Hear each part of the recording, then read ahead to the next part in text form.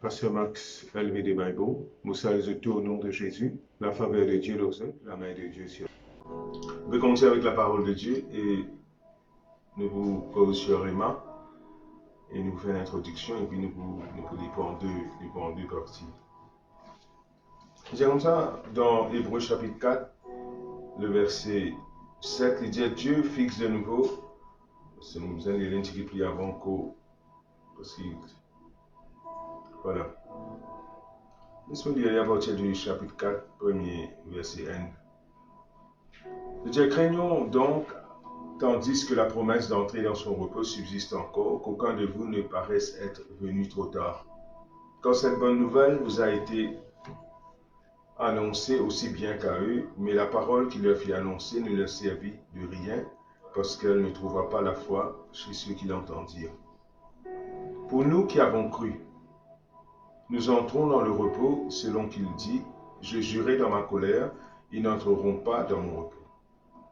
Il dit cela, quoique ses œuvres eussent été achevées depuis la création du monde, quand il a parlé quelque part ainsi du septième jour. Et Dieu se reposa de toutes ses œuvres le septième jour. Et encore, ils n'entreront pas dans mon repos. Or, puisqu'il est encore réservé à quelques-uns d'y entrer, et que ceux à qui d'abord la promesse a été faite ne sont pas entrés à cause de leur désobéissance. Verset 7, Dieu fixe de nouveau un jour, aujourd'hui, en disant dans David, si longtemps après, comme il est dit plus haut. Aujourd'hui, si vous entendez sa voix, n'endurcissez pas votre cœur. Car si Jésus leur eût donné le repos, il n'en parlerait pas cela d'un autre. Il y a donc un repos de sabbat réservé au peuple de Dieu. Quand celui qui entre dans le repos de Dieu se repose de ses œuvres, comme Dieu se reposait des siennes.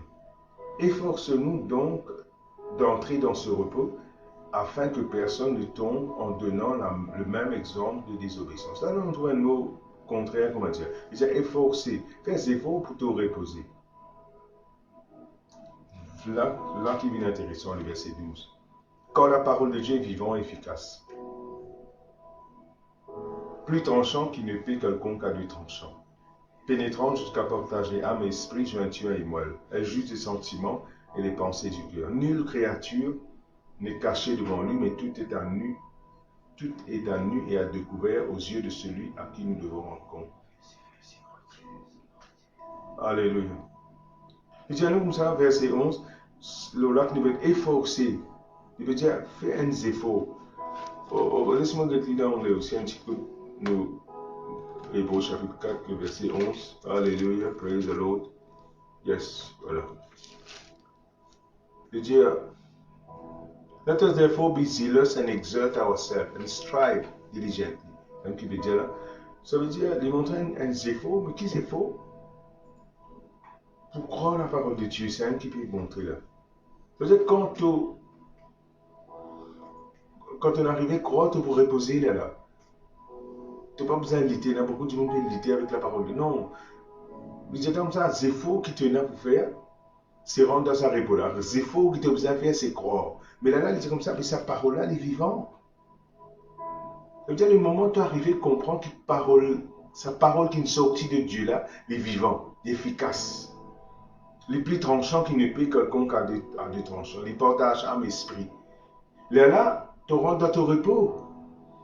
Ça veut dire, laisse-nous get tout à fait encore de la parole de Dieu. Hébreux, Colossiens chapitre 1, le verset 15. Il est l'image du Dieu invisible, le premier-né de toute la création, parce Jésus. En lui ont été créées toutes les choses qui sont dans les cieux. Sur la terre, les visibles et les invisibles, trône, dignité, domination, autorité, tout a été créé par lui et pour lui. Et rien de ce qui a été fait n'a été fait sans elle. Nous sommes dans Jean, maintenant.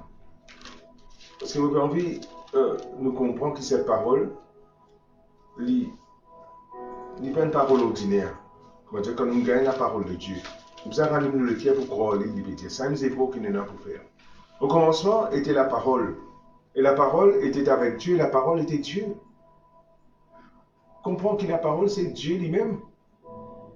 Efforce-toi pour croire.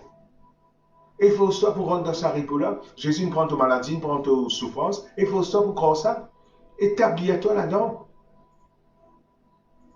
Établis-toi dans sa parole-là. Elle était au commencement avec Dieu. La parole était au commencement avec. Toutes choses ont été faites par elle. Toutes choses sont faites par la parole. Et rien de ce qui a été fait sans elle. Maintenant, toi, tu tout sens pour faire la parole vient dans toi. Établis-toi là-dedans. Efforce-toi. Repose-toi. Relax dans sa parole-là. Parole-là est sortie. Prends parole-là pour toi. Et relax dans sa parole-là. Pas d'autre parole-là. Quand tu doutes, tu n'es plus pour dans l'épaule, là, tu peux te tracasser. Ah, qui docteur pour dire? Non, il n'y a rien à faire qui docteur dire. Bon Dieu, il finit de dire. Comprends ça, établis-toi là-dedans. En elle était la vie était la lumière des hommes. Ça veut dire, nous avons Isaïe 55 aussi. On peut dire ça m'a verset là pour t'établir toi dans sa parole-là. Donc, Jérémie aussi, il donne ça, l'exemple là.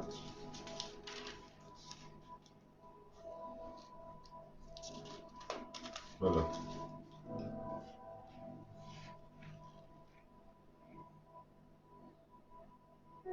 Voilà, verset 11. Nous, Jérémie, chapitre 1, verset 11. Je dis, la parole de l'Éternel me fit adresser en ces mots. Que vois-tu, Jérémie? Jérémie répondit, je vois une branche d'amandier. L'Éternel qui dit, tu as bien vu. Qu'il est bien trouvé. Je veille sur ma parole pour l'exécuter. Il dit, tu as bien trouvé, tu veille sur ma parole pour exécuter ça. Ça veut dire, bon Dieu, comprends que bon Dieu veille sur sa parole pour exécuter. Nous trouvons dans Hébreux chapitre 4, verset 12, il dit comme ça, ma parole est vivante, efficace, plus tranchant qu'il n'épée quelconque à l'autre. Au commencement, elle était la vie, au commencement, toute chose a été faite par elle, et rien de ce qui a été fait sans elle. Ça veut dire quand tu peux mettre la foi dans la parole, cette parole-là, elle déboute, elle tenir l'éternité. Pas doute de sa parole-là, parce que tu as un miracle qui trouve dans sa parole-là. Nous avons quelqu'un qui croit, par exemple, nous avons là, Luc chapitre 7, le centurion, Luc chapitre 7. Alléluia. Vous pouvez exhorter Luc chapitre 7, guérison dans. Voilà. Tu as quelqu'un, oui, le verset 10. Un centenier avait un serviteur auquel il était très attaché et qui se trouva malade sur le point de mourir. Ayant entendu parler de Jésus, il vint envoyer quelques anciens des Juifs pour le prier de venir guérir son serviteur. Toujours, l'interne la parole là, ayant entendu parler de Jésus. C'est-à-dire que la foi guérit, la foi grandit. Parce que la Bible dit nous dans Romains chapitre 10, verset 17, la foi vient de ce qu'on entend, ce qu'on entend vient de la parole de Dieu. Ça veut dire que quand l'interne parle de Jésus, il envoie quelqu'un pour guérir, pour dire à Jésus, viens guérir son serviteur. Ils arrivèrent auprès de Jésus, lui adressèrent d'instant, il mérite qu'on lui accorde cela. Etc., etc. Jésus était allé avec lui, n'étant guère éloigné de la maison. Quand le centenier envoyait les amis pour lui dire, Seigneur, qu'est-ce qu'il dit? Seigneur, ne prends pas tant de peine quand je ne suis pas digne que tu entres sous moi. C'est aussi pour cela que je ne me suis pas cru digne d'aller en personne vers toi. Mais, dis un mot et mon serviteur sera guéri. Ça veut dire, comprends. Ce serviteur malade, il est bien attaché avec ce serviteur. Il paraît qu'il fait beaucoup de bien aussi pour Banan, il rend en synagogue, etc. Parce que quand Banan a négocié avec Jésus, il dit qu'il rend en synagogue, etc. Gloire à Dieu pour une bonne œuvre qu'il fait. Et Jésus vient côté lui. Mais le temps Jésus est arrivé pour un côté, quand il arrive à peu près, il y a un petit monde qui vient sur la case, il dit comme ça, pas besoin de te déranger. Et la cause, il ne m'a pas aller moi-même parce qu'il ne m'a pas tout le monde dit pour venir vers toi. Mais dis une parole seulement. Vous pouvez suivre ça, non? Ça veut dire qu'il comprend que l'autorité de Jésus là, il trouve dans sa parole. Et sa parole inébranlable, sa parole irrésistible, sa parole, il peut faire les faits. Il peut veiller de sa parole pour y accomplir. C'est aussi pareil. Ce qui m'a dit à toi là-dedans, c'est pas que sa parole-là comme une parole simple. Pas la cause circonstance autour de toi. C'est pas douleur encore. Non. Prends sa parole-là. Établis-toi dans sa parole-là. C'est même sur la clé, ça. Si tu réussis, comprends ça. Dans la vie d'Abraham, nous trouvons ça. Arrive un moment, Abraham dit comme ça, il est pleinement convaincu, Romains chapitre 4. Toi qui viens convaincre, toi là. Voilà. Espérant qu'on te et s'en fait bien dans la foi. Voilà. Et il y en a pleine conviction. Verset 21. Abraham, tu peux douter, etc. Mais arrivé à un moment, il dit, il y a une pleine conviction, ce qui bon Dieu une promesse, ça veut dire ce qui bon Dieu dit, le cas va accomplir. Ça veut dire, arrive un moment de la vie, être pleinement convaincu que sa parole qui devait dire là, Jésus prend ta maladie par exemple, que sa parole-là est pleine, toi qui es pleinement convaincu là-dedans. Convainc toi-même que sa parole-là vraie. L'Éternel mon berger, je manque de rien. Convainc toi-même que sa parole-là vraie. Et tu ne vas pas manquer toi. Manquement car autour de toi, mais prends sa parole-là, fais sa parole-là agir dans toi. Il paraît que moi, je te mets disciple, te mets disciple là-dedans, te mets dire délo là pas tout. Mais tu besoin faire quelque chose avec ça, disciple avec ça délo là. Toi qui besoin faire sa parole-là agir pour lui agir dans toi. Il n'y a pas besoin de venir contre moi, le serviteur Dieu, le centurion Dieu. Dis une parole seulement. Et là, nous disons Abraham, commencement, si vous lisez sur l'histoire dans Genèse chapitre 12, 13, 14, il était encore douté. Il bon Dieu vient avec lui, il a une vision, il dit bon Dieu qui te donne encore mon serviteur qui peut venir m'héritier. Mon pas encore un enfant. Là, arrive un moment, il vient pleinement convaincu que bon Dieu, ce que bon Dieu dit, lui là, il n'a pas compris. Qui bon Dieu dit à toi? Il me prend ta maladie, il me prend ta souffrance. Qui bon Dieu dit à toi? L'Éternel te berger, tu ne vas pas manquer pleinement convaincu là-dedans. C'est pas que, ah, mon pas trop lit, ah, mon peut gagner douleur. Non, non, toi qui es pleinement convaincu que ce qui bon Dieu dit, ça ne m'est pas arrivé. Et comment te pleinement convaincu? Méditation. Prends sa parole-là, dis à toi-même, visionne sa parole-là. Dis à ça à toi-même, répète ça à toi-même. Bon, tu dis avec Josué que ce livre de la loi ne sera pas de ta bouche. Médite le jour et demi. Il dit que tu as au sommet, tu as planté près d'un courant d'eau. Ou pas planter un job, ou dire, tu as dit non. Ou planter ou laisser là. Plante-toi de la parole de Dieu. Médite sa parole-là. Prends sa parole-là pour toi encore. Allez, laisse-toi enraciner. Arrive un moment, tu peux pleinement persuader que ce que bon Dieu dit, ça n'a pas compris. Et là, tu prends dans sa repos de Dieu. Repos de Dieu, ça veut dire que tu es certain. Tu n'as pas douté, il y a un moment de doute dans toi. Tu éradiques tout ça doute-là. Tout ça doute-là pour éradiquer, pour sortir par la parole qui est dans toi. Comprends? Il n'y a pas une parole simple comme ça. Il n'y a pas une parole ordinaire, sa parole-là. Sa parole-là, au fait, il dit la parole de Dieu, Dieu lui-même. Au commencement, la parole était avec Dieu, la parole était Dieu. Ça veut dire que la parole, c'est Dieu lui-même. Et sa parole-là, praise God.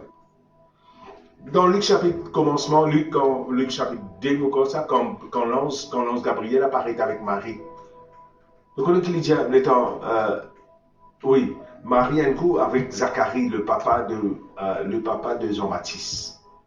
Étant les pétutés, vous connaissez qu'il dit, il dit, mon nom Gabriel, moi, mon début dans la présence de Dieu, mon parole est un cas de parole qui est obligé d'accomplir ça. Comprends. Sa parole-là, c'est pas une parole. Le Dieu, Gabriel, j'aime ça, moi, appelle Gabriel, moi. Pas n'importe qui, c'est un qui m'ingue toi là. Gabriel qui m'ingue toi là. Et moi, je débute dans la présence, bon Dieu, moi. Mon parole qui me dit là, il y a une qualité de parole qui est obligée à accomplir. À cause de pas quoi, je ferme la bouche. Vous voyez, c'est ce qu'il veut dire là? Ça veut dire, tu peux toute sa parole là, qui te crois. Moi, on est qui s'en est venu toi là, non. Gabriel aussi pareil, sa parole qui me vient là. Une sortie de Dieu, ça. Pénal, il dit, tu as bien trouvé, Jérémie. Mon veille, l'homme parole pas accompli. Derrière sa parole là, il y a la mort, la résurrection de Jésus.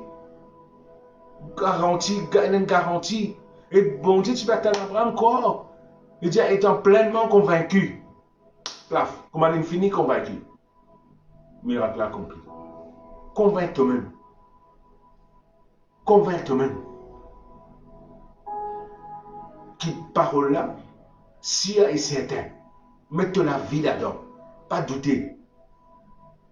Médite-lui, pense-lui. La nuit, les jours, Dieu, jusqu'à il rentre dans toi, il est enraciné dans toi. Et une fois il est enraciné, plaf, il vous souffrir. Parce qu'il est vivant, il est efficace, il est plus tranchant qu'il est. qu'une épée à double tranchant. Ésaïe 55 dit ainsi en étude de la parole qui sort de la bouche de Dieu, n'est pas retourné à Dieu sans effet. Sans avoir exécuté sa volonté, accompli ce dessein.